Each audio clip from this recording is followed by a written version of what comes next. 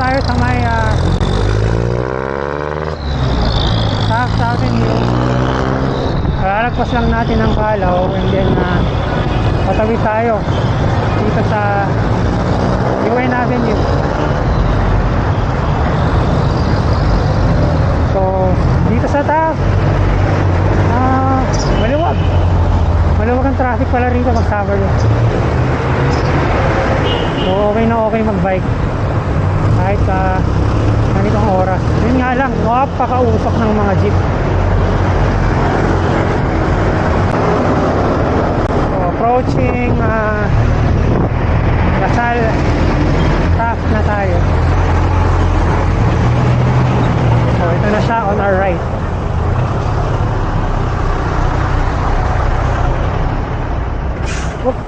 Yeah.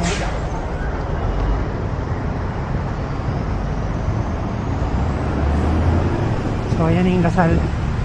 Meron silang Christmas decor sa loob. So kagabi yata meron silang Christmas lighting event. De La Salle University. So mukhang maganda itsura nito sa gabi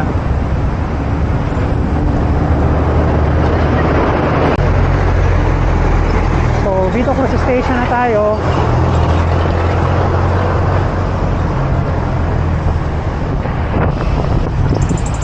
Vito Cruz na. So pag Sabado pala hindi masyado matraffic dito sa may Taft.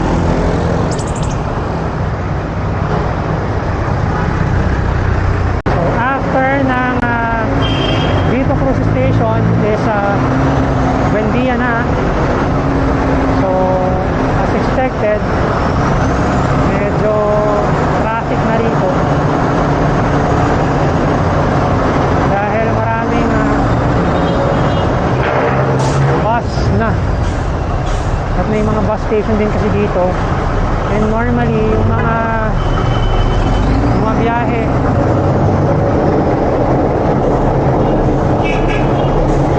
na mga van and mga jeep, yung iba dito sila na AM ang ruta nila.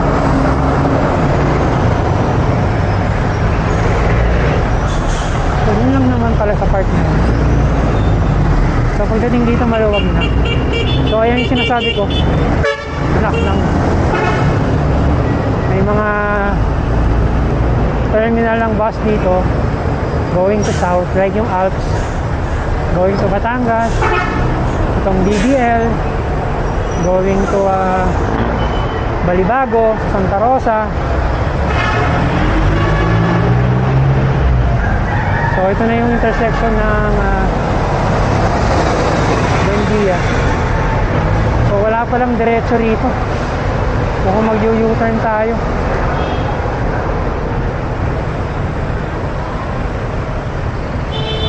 Oo nga, mag-U-turn tayo rito. Bawal tumawid.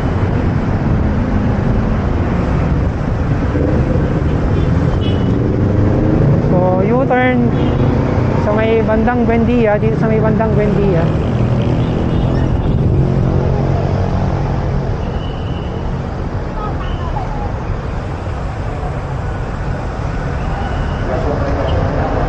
So ayan, ang daming sumasakay ng bus dito.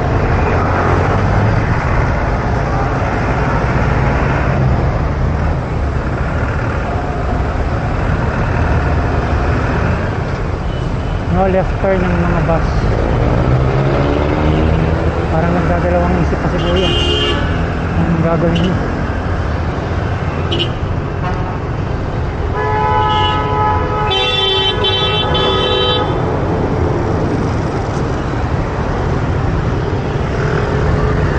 Naka-U-turn na tayo.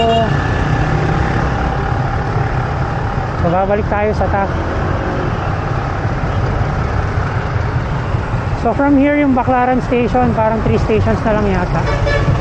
So after nito is Libertad, and then EDSA, and then baklaran niya sa pagkakaalam ko.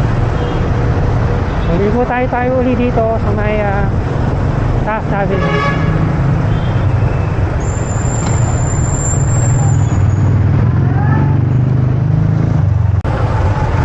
So matraffic na dito sa may bandang Libertad.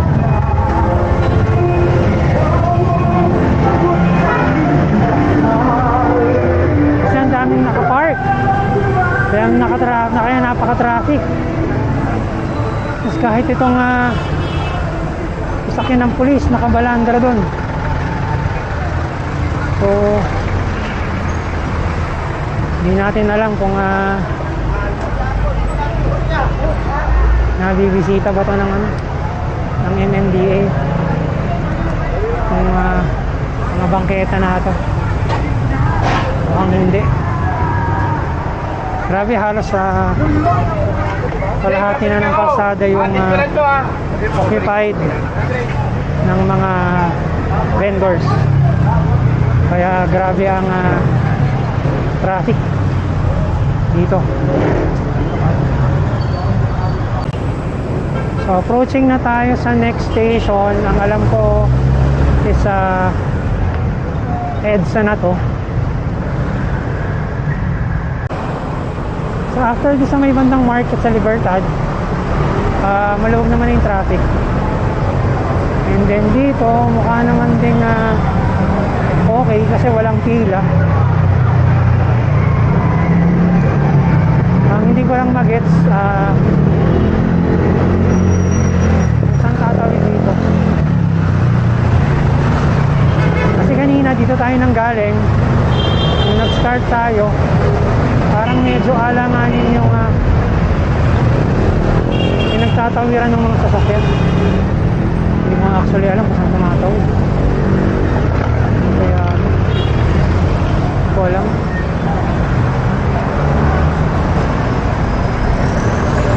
Ano tayo tumawid?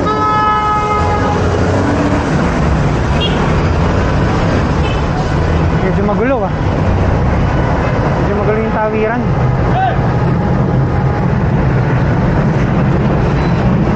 Masyadong dumadaan dito. Yun na yata yung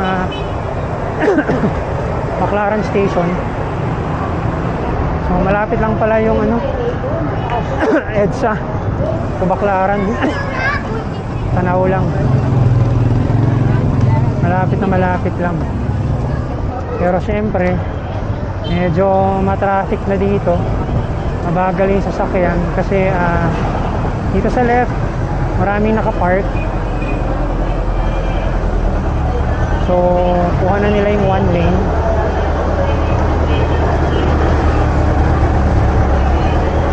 And yung lakaran ng mga tao, nandito naman yung mga nagtitinda.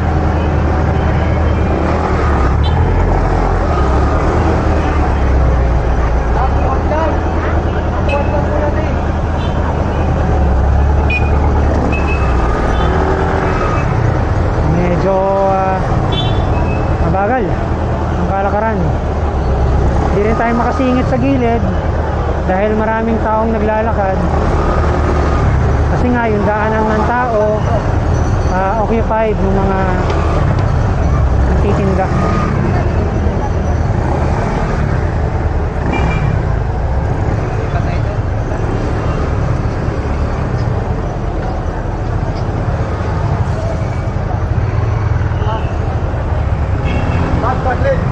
Grabe, tapos ang dami pang dura kung saan. Ang bihira.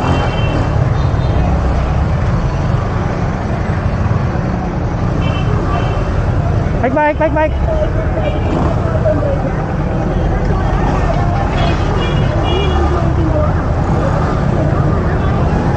Grabe. So ganito ang sitwasyon dito sa may Baclaran. Dami nagtitinda kaliwat kanan,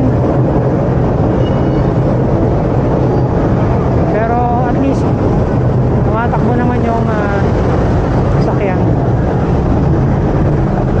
Super bagal nga lang.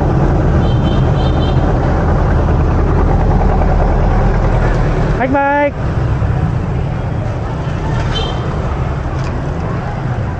Grabe. So ayan, grabe, ang daming mga bilihan ng ano dito. Imitation ng mga sapatos.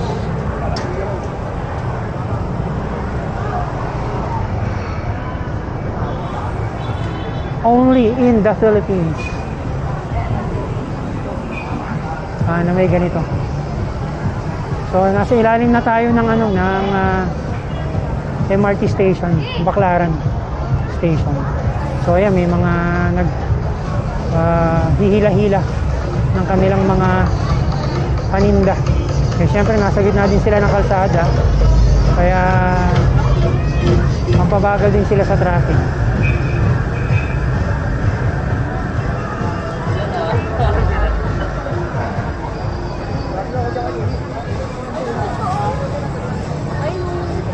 Grabe. Struggle's real. Excuse me po. Bike! Oh, grabe oh.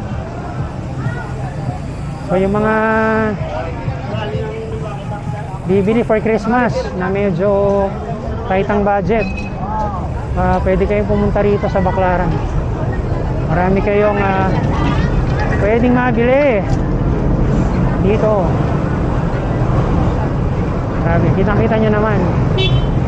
Isang sasakyan lang talaga yung kasya dito. I doubt nga kung kasya ang kotse dito. Kaya lang mga dumadaan dito puro electric bike lang.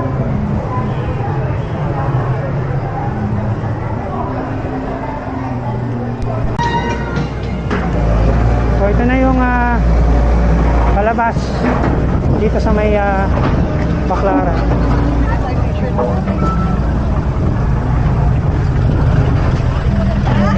So dito wala palang dumadaan dahil gumagawa ng drainage. Excuse me po. Ayan. Ayun, palabas na tayo.